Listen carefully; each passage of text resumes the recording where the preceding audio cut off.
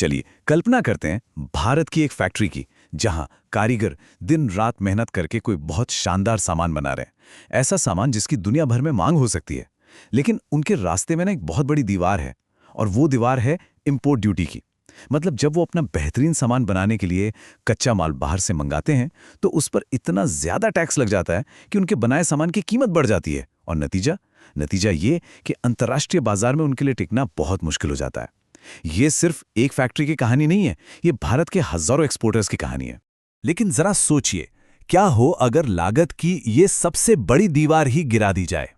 क्या हो अगर वो सारा जरूरी कच्चा माल बिना किसी भी टैक्स के भारत आ सके?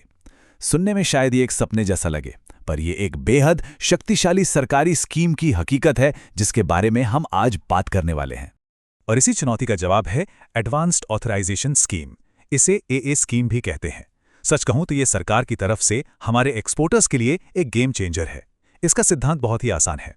आप जो भी कच्चा माल अपना सामान बनाकर विदेश भेजने के लिए इंपोर्ट कर रहे हैं, उस पर कोई ड्यूटी नहीं लगेगी। समझ लीजिए, ये आपके सामान के लिए एक ऐसा पासपोर्ट है जो से दुनिया के किसी भी कोने में पहुंचा सकता है, वो भी बिना किसी रोक टोक के। तो चलिए अब जरा इसके नियमों को समझते हैं कि ये जादुई पासपोर्ट आखिर काम कैसे करता है। देखिए, ये पूरी स्कीम ना एक सीधे साधे वादे पर टिकी है। सरकार कहती है, ठीक है, आप कच्चा माल बिना कोई ड्यूटी दिए ले आइए, बस हमें ये वादा दीजिए कि आप इससे जो भी सामान बनाएंगे उसे विदेश में बेचेंगे। ये पूरा सिस्टम एक भरोसे पर चलता है, और इसका मकसद सिर्फ एक है, भारत से होने वाले एक्सपोर्ट को नई ऊंचाइयों तक पहुंचाना।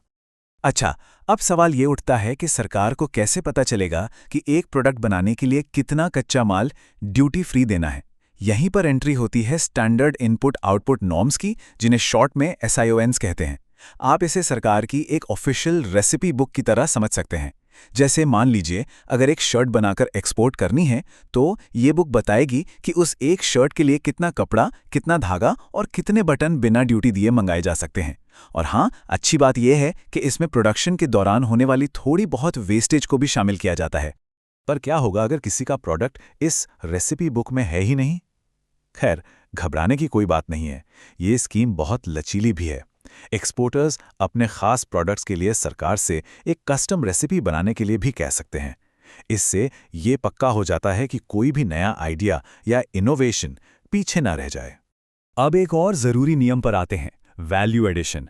सरकार ये चाहती है कि भारत में सिर्फ माल को जोड़ा ना जाए, बल्कि असल में कुछ बनाया जाए, उसकी वैल्यू बढ़ाई जाए। इसलिए आपको ये दिखाना होगा कि जो फाइनल प्रोडक्ट आप बना रहे हैं, उसकी कीमत इंपोर्ट किए गए कच्चे माल से कम 15% ज्यादा है। ये बात पक्का करती है कि भारत सिर्फ एक असेंबली हब न बने, बल्कि एक असली मैन्युफैक्चरिंग पावर हाउस बने। तो इस स्कीम का फायदा कौन कौन उठा सकता है? दोनों तरह के एक्सपोर्टर्स, वो जो खुद सामान बनाते हैं और वो भी जो किसी और से बनवाकर बेचते हैं। और छूट क्या क्या मिलती है? जैसा कि इस स्लाइड पर हम देख सकते हैं, लिस्ट काफी लंबी है। बेसिक कस्टम्स ड्यूटी, IGST और तो और एंटी डंपिंग ड्यूटी पर भी छूट है। इसका मतलब एक्सपोर्टर्स के लिए सीधी और बड़ी बचत। तो नियम तो हमने समझ लिए। अब बात करते हैं पहले कदम की, लाइसेंस के लिए अप्लाई कैसे करना है। अच्छी बात यह है कि अब ये पूरा प्रोसेस ऑनलाइन और बहुत आसान हो गया है। ये पूरा प्रोसेस बस इन 4 आसान स्टेप्स में बटा हुआ है। सबसे पहले आपको IEC कोड लेना होगा, जो इंटरनेशनल ट्रेड के लिए आपकी पहचान है। फिर स्टेप 2, अपनी इंडस्ट्री के एक्सपोर्ट प्रमोशन काउंसिल से RCMC सर्टिफिकेट लेना है। इसके बाद DGFT पोर्टल पर अपना डिजिटल सिग्नेचर रजिस्टर करवाना है। और आखिर में बस ऑनलाइन फॉर्म ANF 4A भरकर जमा कर देना है। देखा कितना सीधा है?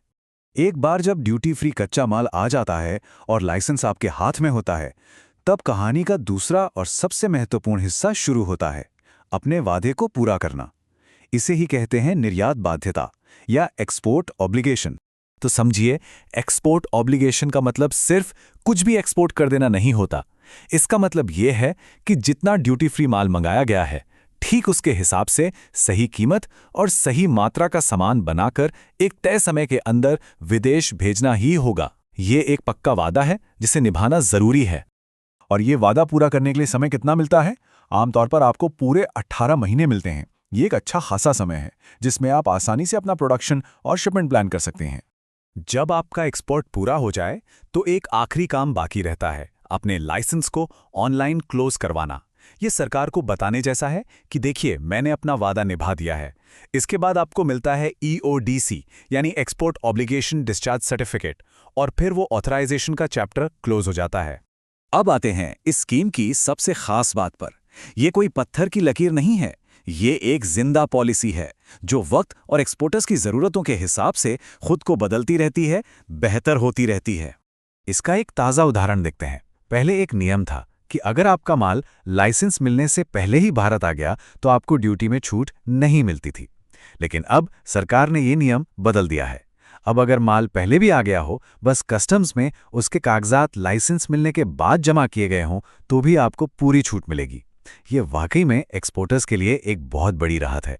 और बात यहीं खत्म नहीं होती। जैसा कि आप स्लाइड पर देख सकते हैं, हाल ही में कई और भी अच्छे बदलाव हुए हैं। विस्कोस फैब्रिक के इंपोर्ट पर क्वालिटी कंट्रोल के कुछ नियम हटा दिए गए हैं और टेक्सटाइल इंडस्ट्री के लिए वादा पूरा करने का समय बढ़ाकर सीधा 18 महीने कर दिया गया है। ये साफ दिखाता है कि सरकार इंडस्ट्री की आवाज़ को सुन रही है और उस पर काम भी कर रही है। इन सभी छोटे बड़े बदलावों का असर बहुत बड़ा है। इनसे कस्टम्स की प्रक्रियाएं आसान हो रही हैं, कागजी काम का बोझ कम हो रहा है और सबसे ज़रूरी बात, दुनिया के बाजार में भारतीय सामान और भी ज़्यादा मजबूती से मुकाबला कर पा रहा है। तो जैसा हमने देखा, एडवांस्ड ऑथराइजेशन स्कीम सिर्फ एक पॉलिसी नहीं है, बल्कि ये भारत के एक्सपोर्ट के सपनों को उड़ान देने वाला एक इंजन है। ये एक ऐसा टूल है जो लगातार बेहतर हो रहा है और ये हमें एक बड़े सवाल पर लाकर खड़ा करता है। जैसे जैसे दुनिया का व्यापार बदल रहा है, इस जैसी और कौन सी नीतियां भारत को एक ग्लोबल एक्सपोर्ट सुपर पावर बनाने में मदद कर सकती हैं। अगर ये वीडियो आपको पसंद आया हो तो लाइक जरूर करें, शेयर करें उन दोस्तों के साथ जिन्हें UPSC, लॉ या जनरल नॉलेज की तैयारी करनी है। और हाँ, सब्सक्राइब करें। आप अपने सुझाव या सवाल नीचे कमेंट में लिख सकते हैं। UPSC एंड कॉम्पिटिटिव एग्जाम की गाइडेंस या मेंटरशिप के लिए संपर्क करें। Our contact information is given in description. धन्यवाद। मैं हूं कृणाल ठाकुर। मिलते हैं अगले भाग में। जय हिंद।